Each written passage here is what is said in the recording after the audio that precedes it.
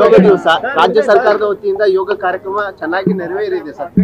ಇವತ್ತು ಯೋಗಾಚರಣೆ ಎಲ್ಲ ಕಡೆ ಹೆಚ್ಚು ಆಗಬೇಕು ಮತ್ತು ಹೆಚ್ಚು ಜನರು ಇದರಲ್ಲಿ ಭಾಗವಹಿಸಬೇಕು, ಇದರ ಪರಿಚಯ ಆಗಬೇಕು ಮತ್ತು ಇದರ ಬಗ್ಗೆ ಆಸಕ್ತಿ ಮೂಡಿಸಬೇಕು ಅಂತ ಉದ್ದೇಶದಿಂದ ನಾವು ಕೇವಲ ಇವತ್ತು ಒಂದು ದಿವಸಕ್ಕೆ ಯೋಗ ದಿನಾಚರಣೆ ಅಂತ ಮಾಡೋದಕ್ಕಿಂತ ಬೇರೆ ಬೇರೆ ಹಲವಾರು ರೀತಿಯಾಗಿ ಮಾಡ್ತಕ್ಕಂಥದ್ದು ಕೂಡ ನಮ್ಮ ಇಲಾಖೆಯಲ್ಲಿ ತಗೊಳ್ತಕ್ಕಂಥದ್ದು ಇದೆ.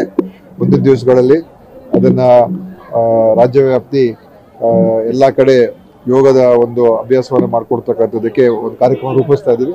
ಆದರೆ ಇವತ್ತು ಅನೇಕ ಕಡೆ ಪ್ರತಿಯೊಂದು ಜಿಲ್ಲೆಯಲ್ಲಿ ಪ್ರತಿಯೊಂದು ತಾಲೂಕಿನಲ್ಲಿ ಮತ್ತು ಸುಮಾರು ಸಣ್ಣ ಸಣ್ಣ ಏನು ಊರುಗಳಲ್ಲೂ ಕೂಡ ನಾವು ಇವತ್ತು ಯೋಗ ದಿನಾಚರಣೆ ನಾವು ಮಾಡಿದ್ದೇವೆ ಮತ್ತು ಮೈಸೂರಿನಲ್ಲಿ ಇವತ್ತು ವಿಶೇಷವಾದ ಅಲ್ಲೂ ಕೂಡ ಒಂದು ಕಾರ್ಯಕ್ರಮ ಇದೆ.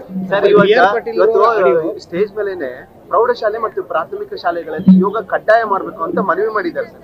ಅದು ಮಾನ್ಯ ಹೊರಟ್ಟಿ ಸಾಹೇಬರು ಹೇಳಿದ್ದಾರೆ. ಖಂಡಿತವಾಗಿಯೂ ಅದು ನಾವು ಮಕ್ಕಳಿಗೆ ಯೋಗ ಅಭ್ಯಾಸ ಮಾಡಿಕೊಡ್ತಕ್ಕಂಥ ಅವಕಾಶ ಮಾಡಿಕೊಟ್ರೆ ಅವ್ರಿಗೂ ಒಳ್ಳೆಯದೇನೆ. ಅದನ್ನು ಶಿಕ್ಷಣ ಸಚಿವರ ಜೊತೆ ಕೂಡ ಮಾತನಾಡಿ ಈಗಿರುವಂಥ ಏನು ದೈಹಿಕ ಶಿಕ್ಷಕರಿದ್ದಾರೆ ಅವರಿಗೆ ಯೋಗದ ಪರಿಚಯ ಅವ್ರಿಗೂ ಪ್ರಥಮವಾಗಿ ಅವ್ರಿಗೂ ಅದಕ್ಕೆ ಟ್ರೈನಿಂಗ್ ಅನ್ನು ಕೊಟ್ಟು ಅವ್ರ ನಂತರ ಮಕ್ಕಳಿಗೆ ಕೊಡಿಸುವಂಥದ್ದು ಮಾಡ್ಬೋದು. ಅದಕ್ಕೆ ನಾನು ಶಿಕ್ಷಣ ಸಚಿವರ ಜೊತೆ ಕೂಡ ಚರ್ಚೆ ಮಾಡ್ತೀನಿ. ಮೈಸೂರು ಜಿಲ್ಲೆ ಯೋಗ ಜಿಲ್ಲೆ ಅಂತ ಒಂದು ನಾನು ಏನನ್ನು ಕೂಡ ಹೇಳಿದ್ದೆ, ಇವತ್ತು ಕೂಡ ಭಾಷಣದಲ್ಲಿ ಹೇಳಿದ್ದೇನೆ. ನಮ್ಮ ಉದ್ದೇಶ ಏನಂತ ಹೇಳಿದ್ರೆ ಮೈಸೂರು ಮೊದಲಿಂದನೂ ಯೋಗಕ್ಕೆ ಪ್ರಖ್ಯಾತವಾಗಿರುವಂಥ ಒಂದು ಸ್ಥಳ, ಕೇಂದ್ರ. ಇಡೀ ವಿಶ್ವದಲ್ಲೇ ಮೈಸೂರಿಗೆ ಒಂದು ಬಹಳ ಒಂದು ಅದಕ್ಕೆ ವರ್ಚಸ್ಸಿದೆ. ಆ ಕಾರಣದಿಂದ ಮೈಸೂರು ಜಿಲ್ಲೆಯಲ್ಲಿ ಪ್ರತಿಯೊಂದು ಮನೆಯಲ್ಲೂ ಕೂಡ ಯೋಗದ ಬಗ್ಗೆ ಪರಿಚಯ ಮಾಡಿಕೊಡ್ತಕ್ಕಂಥದ್ದು ಮತ್ತೆ ಅವರು ಯೋಗಾಭ್ಯಾಸ ಮಾಡ್ತಕ್ಕಂಥದ್ದಕ್ಕೆ ಪ್ರೋತ್ಸಾಹಿಸಬೇಕು ಅಂತ ಹೇಳಿ ಅದಕ್ಕೊಂದು ವಿಶೇಷ ಕಾರ್ಯಕ್ರಮವನ್ನು ರೂಪಿಸೋದಕ್ಕೆ ನಾವು ಒಂದು ಮುಂದಿನ ದಿವಸ ತರ್ತಾ ಇದ್ದೀವಿ. ಅದನ್ನ ಇವತ್ತು ನಾನು ಹೇಳಿದ್ದೀನಿ.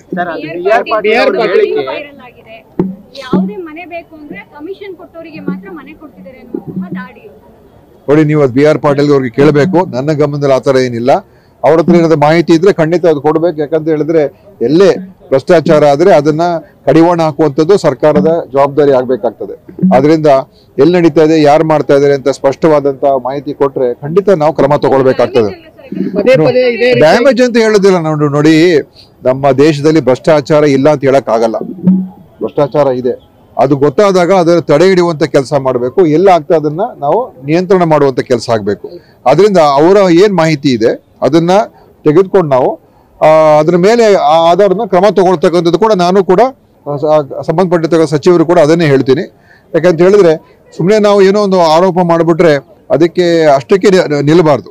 ಇದು ಏನಾದ್ರೂ ಆ ಥರ ನಡೀತಾ ಇದ್ರೆ ಅದಕ್ಕೆ ಕ್ರಮಬದ್ಧವಾದಂತ ಕೆಲಸಗಳಾಗಬೇಕು.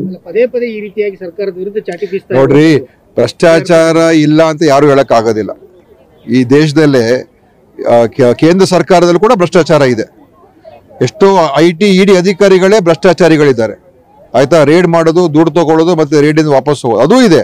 ಸೊ ಭ್ರಷ್ಟಾಚಾರ ಇಲ್ಲ ಅಂತ ಯಾರು ಹೇಳಕ್ಕಾಗಲ್ಲ. ಅದನ್ನ ಕಂಟ್ರೋಲ್ ಮಾಡಬೇಕು, ಅದನ್ನ ಕಡಿಮೆ ಮಾಡುವಂತ ಕೆಲಸ ಮಾಡಬೇಕು, ಅದನ್ನ ಹೋಗ್ಲಾಡಿಸೋದಕ್ಕೆ ಪ್ರಯತ್ನ ಮಾಡಬೇಕು.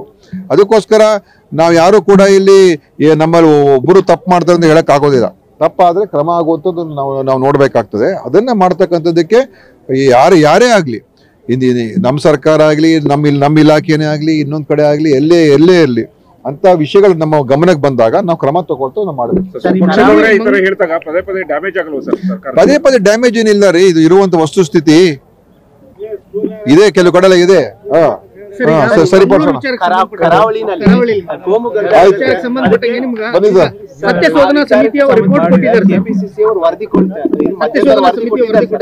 ನಾನಿನ್ನೂ ನೋಡಿಲ್ಲ. ಅದು ನಿನ್ನೆ ಅಧ್ಯಕ್ಷರು ಕೊಟ್ಟಿದ್ದಾರೆ ವರದಿ, ಇನ್ನು ನಾನು ನೋಡಿಲ್ಲ. ಅದು ನಮ್ಗೆ ಆ ಜಿಲ್ಲೆಯಲ್ಲಿ ಈಗ ಸಾಕಷ್ಟು ಕ್ರಮಗಳು ತಗೊಳ್ತಾ ಇದೀವಿ. ಈಗಾಗಲೇ ನಮಗೆ ಎಲ್ಲ ಪೂರ್ತಿ ಮಾಹಿತಿ ನನಗಿದೆ. ದ್ವೇಷ ಭಾಷಣ ಮಾಡೋರಿಗೆ ನೋಟಿಸ್ ಜಾರಿಯಾಗಿರೋ ಆಗ್ತದೆ. ಯಾರೇ ಇರಲಿ, ನಾನು ಮಾಡಿದ್ರು ಕೂಡ ನನಗೂ ನೋಟಿಸ್ ಇಶ್ಯೂ ಆಗ್ಬೇಕು. ಯಾರೇ ದೊಡ್ಡವರಲ್ಲ ತಾನೆ, ಆಯ್ತಾ? ಕಾನೂನು ಬಾಹಿರವಾಗಿ ಯಾರು ನಡ್ಕೊ ಬರ್ತಾನೆ ಅಷ್ಟೇ.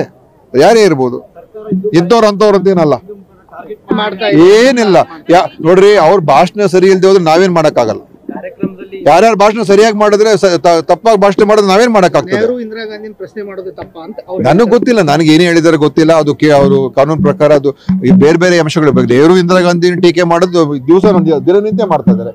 ಅವ್ರ ಮೇಲೆ ಯಾರು ಕೇಸ್ ಬುಕ್ ಮಾಡ್ತಾ ಇಲ್ಲ ತಾನೆ. ಅವ್ರು ಏನ್ ಹೇಳಿಕೆ ಕೊಟ್ಟಿದ್ರೆ ನಾನು ನೋಡಿಲ್ಲ. ಆದರೆ ಒಂದು ದ್ವೇಷಭರಿತವಾದಂಥ ಪ್ರಚೋದನೆ ನೀಡ್ತಕ್ಕಂಥ ಹೇಳಿಕೆಗಳು ಕೊಟ್ಟಾಗ ನಾವು ಕ್ರಮ ತಗೊಳ್ತೀವಿ. ಯಾರು ದೊಡ್ಡವರೇನಲ್ಲ, ಆಯ್ತಾ. ರಾಹುಲ್ ಗಾಂಧಿ ಅವ್ರನ್ನ ನೀವು ಯಾವುದೋ ಒಂದು ಕೇಸ್ ಬುಕ್ ಮಾಡಿಬಿಟ್ಟು ಅವ್ರಿಗೆ MP ಗಿರಿನೇ ಅವ್ರ ಸ್ಥಾನನೇ ಕಳ್ಕೊಂಡ್ರಲ್ಲ, 2 ವರ್ಷ ಜೈಲ್ ಶಿಕ್ಷೆ ಕೊಟ್ರಲ್ಲ ನೀವು. ಅವ್ರು ಏನ್ ಹೇಳಿಕೆ ಕೊಟ್ಟಿದ್ರು? ಅವರು ಏನ್ ಹೇಳಿಕೆ ಕೊಟ್ಟರು ರಾಹುಲ್ ಗಾಂಧಿ ಅವ್ರ ಭಾಷಣದಲ್ಲಿ? ನೀವು ದ್ವೇಷ ಭಾಷಣ ಮಾಡಿದ್ರಾ? ಅಂಥದ್ದಕ್ಕೆಲ್ಲ ನೀವು ಅವ್ರಿಗೆ ಪ್ರಶ್ನೆ ಮಾಡಲ್ಲ. ಇಲ್ಲಿ ನೋಡಿ, ನಾವು ಯಾರನ್ನೂ ವೈಯಕ್ತಿಕವಾಗಿ ನಾವು ಹೋಗೋದಿಲ್ಲ. ನಮಗೆ ಸಾಮರಸ್ಯ ಬೇಕು, ಶಾಂತಿ ನೆಮ್ಮದಿ ಬೇಕು ಅಷ್ಟೇ, ಅದೇ ಮುಖ್ಯ.